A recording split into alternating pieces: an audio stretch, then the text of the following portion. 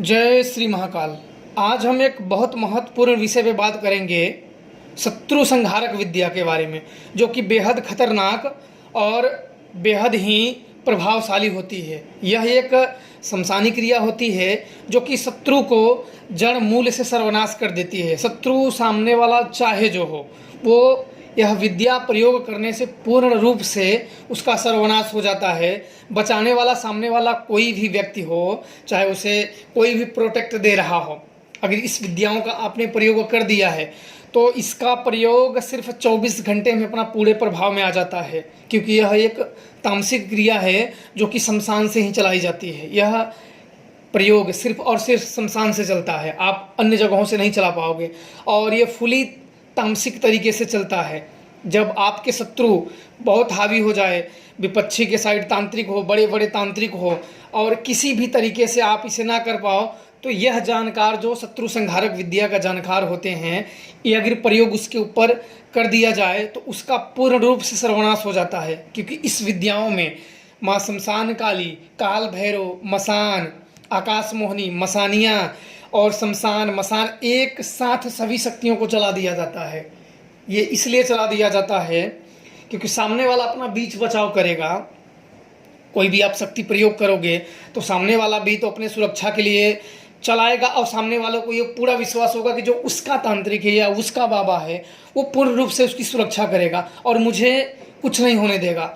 और विपक्षी का तांत्रिक भी यही बोलेगा कि मेरे रहते कोई कुछ नहीं कर सकता है, ऐसे वैसे। लेकिन आपको प्रयोग जब करना है तो एक सिंह की भांति करना है, बोलना नहीं है कि मैं कर रहा हूँ, क्योंकि चलाने वाला बोला नहीं जाता कि मैं चला रहा हूँ, धमकाया नहीं जाता है। सीधे उस शेर की तरफ प्रहार किया जाता है, पूरी शक्तियों को एक साथ छोड़ दिया जाता है और उन्हें बोल दिया जाता है कि इस व्यक्ति का पूरे सर्वनाश कर दो।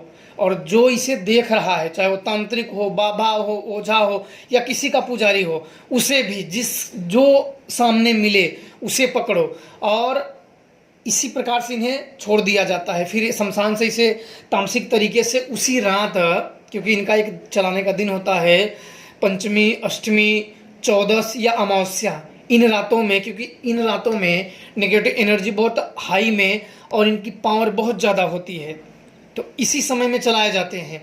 और उन तांत्रिकों को बोल दिया जाता है कि जो आपको रोके या जो पकड़ने का प्रयास करे उसे भी आप काम तमाम कर दो, या उसके घर कहीं भी, मतलब उसको एक तरीके से पूरे बर्बाद तरीके से। तो ये शत्रु भेदन ही विद्या होती है, ये शत्रु संहारक ही विद्या होती है, जो कि बिल्कुल खतरनाक है। और इस बारे में काफ़ी समय से पूछा जा रहा था, हालांकि इसके जानकार बहुत कम होते हैं, और जिनके पास होती है वो बताते नहीं हैं, क्योंकि वो जानते हैं कि किसी को ठीक करना बहुत मुश्किल है, ख़राब करना बड़ा आसान है, लेकिन ठीक करते चलो। क्योंकि जब हम किसी का बुरा करने लगते हैं तो हमारे अंदर नेगेटिव बातें या थॉट या सोच बहुत ज़्यादा आने लगते हैं, तो हम क्या अहंकारी हो जाते हैं, अभिमानी हो जाते हैं। हमें थोड़े थोड़े बातों में क्रोध आने लगता है, हम किसी की भी बुरा करने के लिए किसी भी हद तक जा सकते हैं। तो इसलिए आप लोगों को ऐसे लोगों से बचना चाहिए, और शत्रु बाधा अगर आ जाए पहले तो उसे कुछ नहीं, उसे छोड़ देना चाहिए, इग्नोर कर देना चाहिए। अगर वो बार बार वो नहीं मान रहा है, तभी आप इस प्रकार के प्रयोग करना चाहिए। और योग्य गुरु के साथ में आप नहीं कर सकते हो, क्योंकि आपने उसे सीधा सीखा नहीं है, क्योंकि ये चलाने के लिए काफ़ी पावर की ज़रूरत होती है और काफ़ी इसमें जानकारी होनी चाहिए। शमशानी क्रिया जो जानता हो, जो किया हो, वही इन शक्तियों का अनुसंधान कर सकता है। आपको मैं बताऊं कि जैसे कहीं 4 वीरों का या 3 वीरों का सुरक्षा लगा है, और एक साथ आपने 4 वीरों की कभी प्रयोग नहीं किया है, तो आप उस शक्ति को नहीं रोक पाओगे, क्योंकि आपने वैसे प्रयोग नहीं किया है तो आप कैसे प्रयोग करोगे। तो इसलिए आपको वह चीज़ आना चाहिए। फिर इसमें आप शत्रु वाले का फोटो हो, वस्त्र ना भी हो तो भी, लेकिन वस्त्र होते हैं और वस्त्र होते हैं तो ज़्यादा ये प्रभावी होते हैं। ये बिल्कुल एक तांत्रिक क्रिया है, और ये बिल्कुल अघोर और तामसिक क्रिया है। इसमें सात्विक का दूर दूर तक कहीं लेना देना नहीं है, क्योंकि किसी का विनाश करने के लिए आपको तामसिक तरीके से ही प्रयोग करना होता है।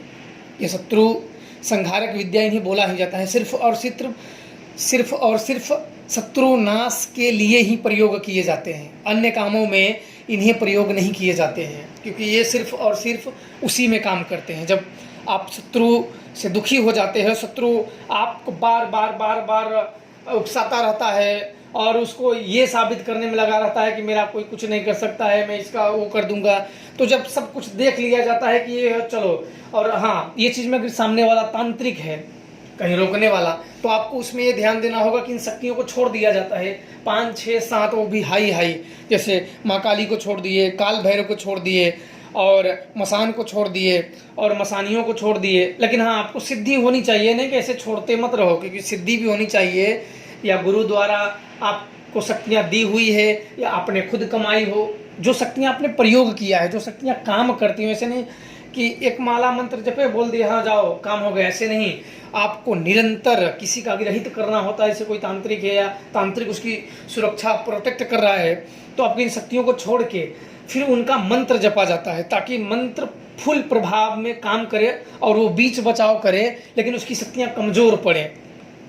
और मंत्र इसलिए जपे जाते हैं कि मंत्र निरंतर जपने से अपना जो प्रभाव है उस पर दबाव बढ़ता चला जाता है, बढ़ता चला जाता है, तो वो उसे रोक नहीं पाता है, इसलिए वो वहाँ फेल खा जाता है और आप उस चीज़ में सफल हो जाते हो। यही शमशानी क्रिया है। शमशान वैसे बड़े खतरनाक होते हैं। कुछ चीज़ में अघोर पद्धति और पूजा का विधान ये सब नहीं बताऊंगा, क्योंकि ये गुप्त तरीका है और तामसिक है, तो थोड़ा सा किसी को अच्छा लगेगा, किसी को नहीं लगेगा, तो इसलिए वो चीज़ नहीं बताऊंगा। लेकिन मुझसे ये पूछा गया था तो कि शमशानी क्रिया के बारे में, हर शत्रु संहारक विद्या के बारे में तो नहीं आप लोगों को पता होगा, लेकिन शत्रु नाश के लिए पूछ रहे थे कि हम लोग बहुत दुखी हैं, बहुत प्रताड़ना करते हैं। तो शत्रु बाधा वो है कि एक जैसे मछली का कांटा गले में फंस जाता है, ना तो अंदर जाता है और ना तो बाहर आता है, तो वैसे ये शत्रु होते हैं। आपको इन पे जब भी प्रयोग है, जब तक इन्हें छोड़ना है छोड़ते रहो, लेकिन जब भी इन्हें प्रयोग करना चाहिए, इनका हाथ, पैर, गला, गर्दन, मुंह कुछ भी मिले तुरंत उसको पकड़ना चाहिए। नहीं कि हाँ नहीं नहीं नहीं इसको छोड़ दो, जाने दो, ऐसे नहीं। कुछ भी उसका मिले, कहीं से भी मिले, तुरंत, जब तक उसे इग्नोर करते रहो, छोड़ते रहो, छोड़ते रहो। और किसी से हारने के लिए नहीं लड़ा जाता है। जब आप उसके ऊपर ध्यान दो तो उसकी गर्दन पकड़ लो, उसके बस बाल पकड़ लो, कोई दिक्कत वाली बात नहीं। जब लड़ना है तो, नहीं लड़ना है तो छोड़ दो, छोड़ दो, चलने दो, चलने दो।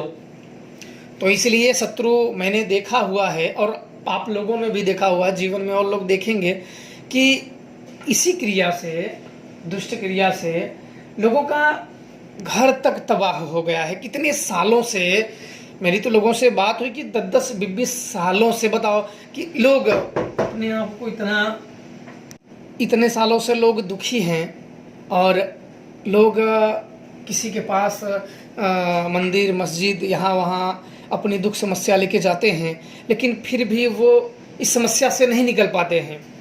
ऐसा नहीं कि जानकार नहीं हैं, कुछ हैं भी, कुछ नहीं भी हैं, कुछ अच्छे भी हैं, कुछ बुरे भी हैं। सब तरीके के, हर एक सिक्के के 2 पहलू होते हैं।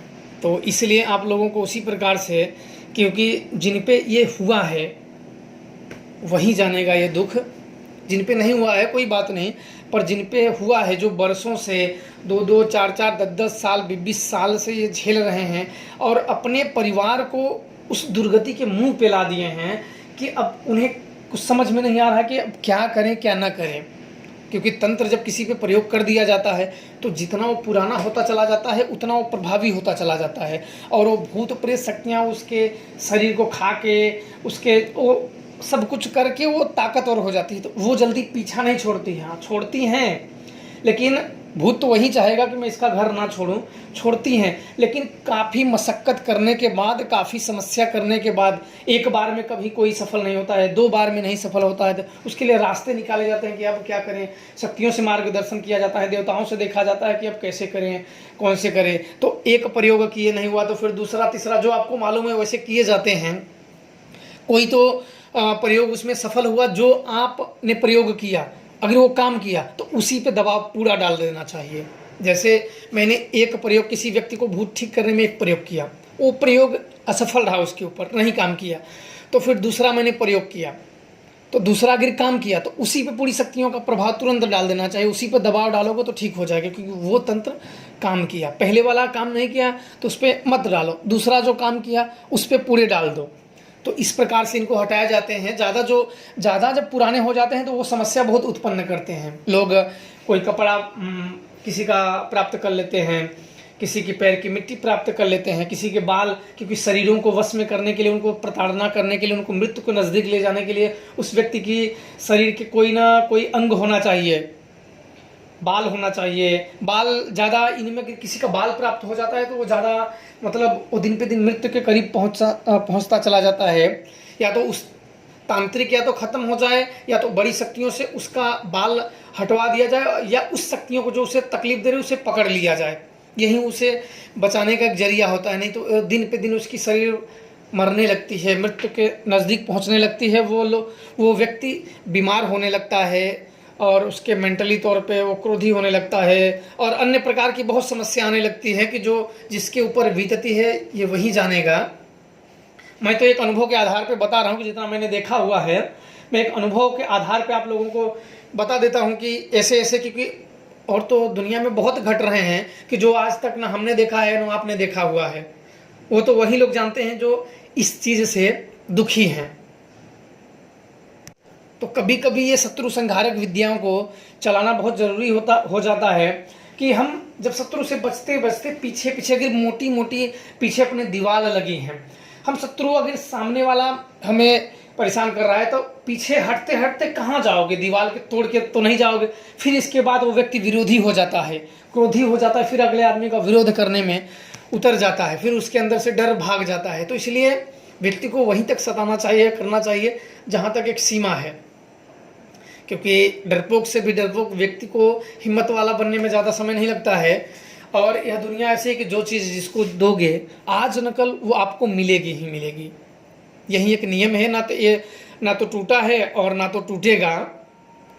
तो इसलिए आप लोगों को यह जानकारी मैंने शत्रु संहारक ये बिल्कुल खतरनाक विद्या है जो कि जिसके ऊपर छोड़ दिया जाए उसका पूरे परिवार से जब, और हाँ, इसे चलाने वालों को अलावा लौटा भी नहीं सकता है, क्योंकि जब तक वो शत्रु संहारक विद्या के बारे में जानता नहीं कि उसमें कौन सी शक्तियाँ चलती हैं, कितनी शक्तियाँ चलती हैं, उसे हटाने का क्या तरीका है, उसको कैसे पकड़ा जाता है। कुछ शक्तियों को आप कैद नहीं कर सकते हो, कुछ ऐसी शक्तियाँ होती हैं कि ना तो आप उसे पकड़ सकते हो और ना तो उसे कैद कर सकते हो, और ना तो आप उसे जान सकते हो कोई एक क्या चला हुआ। कि कुछ जानकार जो होता है चलाने वाला उन शक्तियों का भेद छुपा के चलाता है। ऐसा नहीं कि कोई मुँह उठाया है बता दिया कि ये शक्तियाँ नहीं, क्योंकि वो चलाने वाला ऐसे चलाता है कि उसका नाम आए ही ना, शक्तियाँ अपना काम करें और उसका नाम ना आए। तो आज के लिए बस इतना ही। आप लोगों को जाहिर सी है कि जानकारी आप लोगों को इसके बारे में थोड़ा बहुत हो गई होगी। अगले वीडियो में आप लोगों को शत्रुशूल विद्या के बारे में बताएंगे। एक विद्या होती है शत्रु संहारक, दूसरी होती है शत्रुशूल विद्या, जो कि ये भी बहुत बेहद खतरनाक विद्या मानी जाती है, जो कि मेरे गुरुदेव ने मुझे बताया था और बहुत सालों के बाद आप लोगों को बता रहा हूँ, सिर्फ जानकारी के तौर पे कि आप लोगों को जानकारी होनी चाहिए। जय श्री महाकाल।